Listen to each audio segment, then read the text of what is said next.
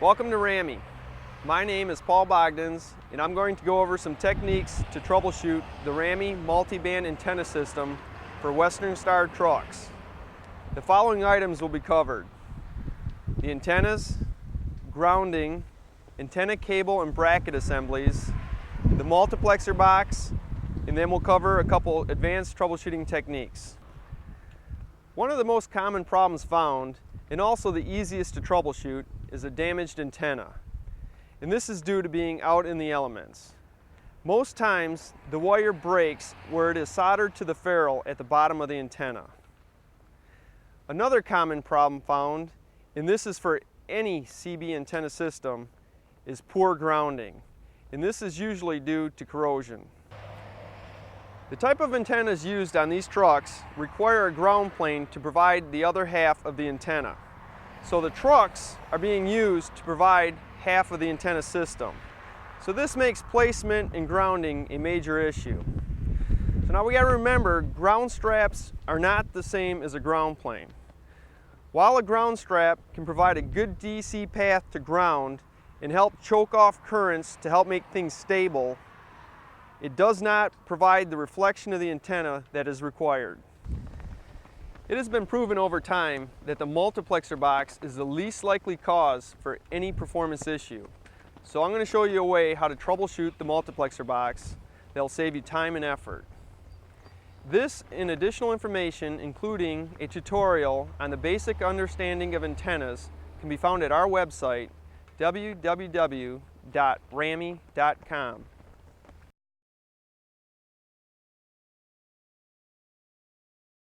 So we're going to start with the antennas first, and we're going to remove them using a 1/2 inch and 9/16 inch wrench.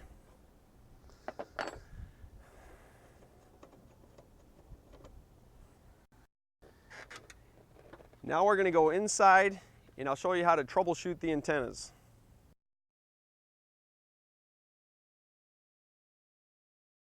The most common problem found is a damaged antenna.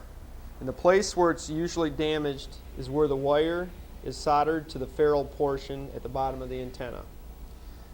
So to check continuity of this, we're going to remove the cap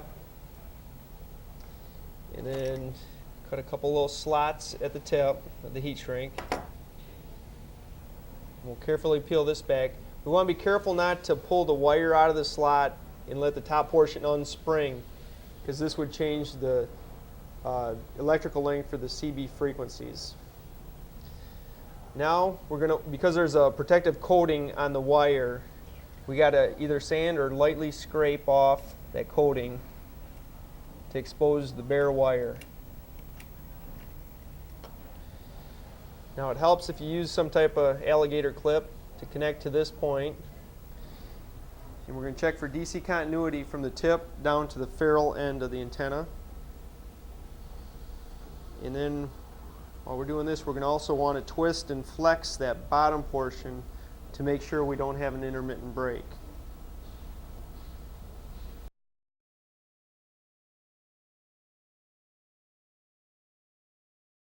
Now we're going to check for good grounding from the mirror bracket down to chassis ground.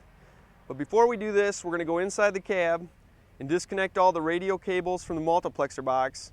And then we're going to come back out here and disconnect the antenna cable from the bracket.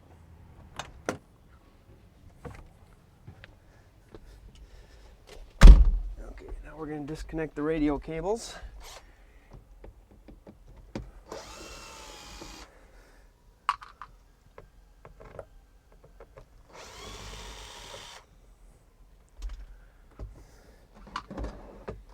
First we'll disconnect the CB cable. And if you're lucky, you can reach back and disconnect the AM/FM without taking out the radio. Just like that. And then if you have the cell phone option, you want to disconnect that as well. Now we're going to head back outside.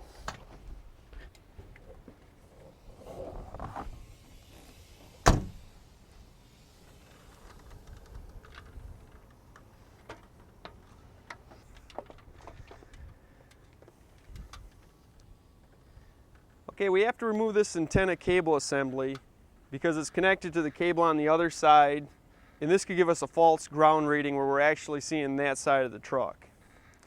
Now before we take this cable assembly off, we're going to do a quick continuity test from the standoff nut to the ground portion of the bracket assembly, and we're looking for no DC continuity. If we had a short right here, we'd already know we got some type of problem. Now we're going to take the cable assembly off.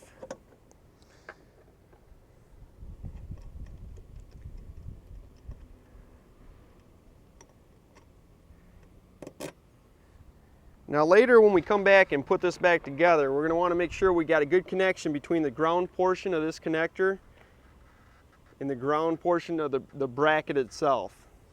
Could get a little corroded there and have a bad connection. Okay, now I'm going to go down and place one test lead on the frame, find good chassis ground.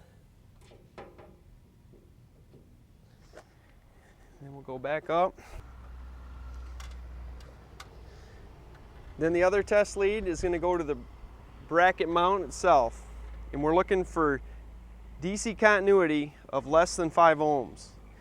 If we have a reading of more than 5 ohms, we're going to want to check for corrosion or a bad connection from the bracket all the way down to chassis ground.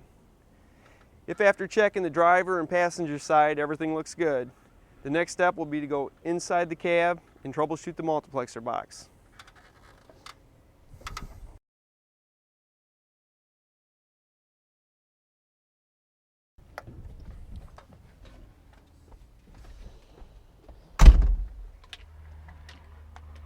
Now we're going to troubleshoot the multiplexer box and the antenna cable assembly that runs from the multiplexer box out to the mirrors.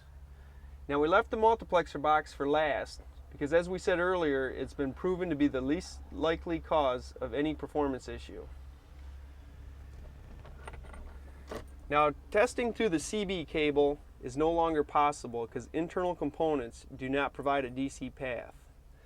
So we're going to make all our tests through the AM/FM cable. Now by being able to do all our testing through the AM/FM cable, this is going to save a lot of time and effort of having to tear out the multiplexer box and all the cable assembly to do this test. So our first connection, we're going to connect one test lead to the center conductor of the antenna cable assembly out at the mirror, and our other test lead to the center conductor of the AM/FM cable, and we're looking for DC continuity. The next check, we're going to leave the center conductor out at the mirror connected, and then we're going to put our other lead on the outer shell ground portion of the AM/FM cable, and we want no DC continuity. The last check, we're going to go to the outer shell ground portion of the connector on the antenna cable assembly to the outer shell of the AM/FM cable, and we're looking for DC continuity. If a problem is found after checking both the driver and passenger sides, the first thing we're going to want to look at is the antenna cable assemblies from the multiplexer box all the way out to the mirrors, and we're looking for any damage due to being pinched or crushed through the routing. Now there's also a cable break on both sides just inside the dash. We're going to want to make sure that those connectors are fastened securely. Now if the cables check out to be good, then further evaluation of the multiplexer box would be required. Now we're going to go outside and I'm going to show you a couple advanced troubleshooting techniques.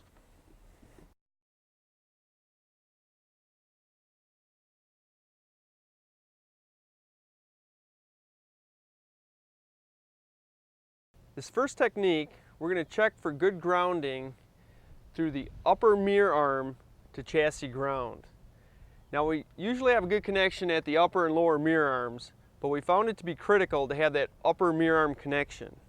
If we only have the lower mirror arm connection, this changes the ground path, and we've seen it greatly change the CB radiation pattern, which definitely affects your CB performance. So what we're going to do is loosen these screws, take them out so we can move the bracket away from the door carefully. And then we're going to do a DC continuity test as we're pulling it away from the lower bracket arm to chassis ground. and we're looking for a DC continuity reading of less than 5 ohms. If we get a reading of more than 5 ohms, we're going to want to look for corrosion or a loose connection starting at the lower mirror arm portion, going through the top into the door and all the way down to chassis ground.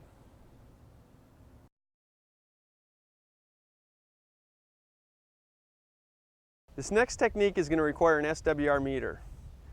What we're looking for is damaged cable from the cable brake in the dash out to the antenna. And it could be damage such as a pinched or crushed cable, and it's something a DC continuity test was unable to pick up. But it definitely could have changed the impedance of the cable, which could affect your CB performance. So to check this, we're going to have to go inside the cab and access that cable brake.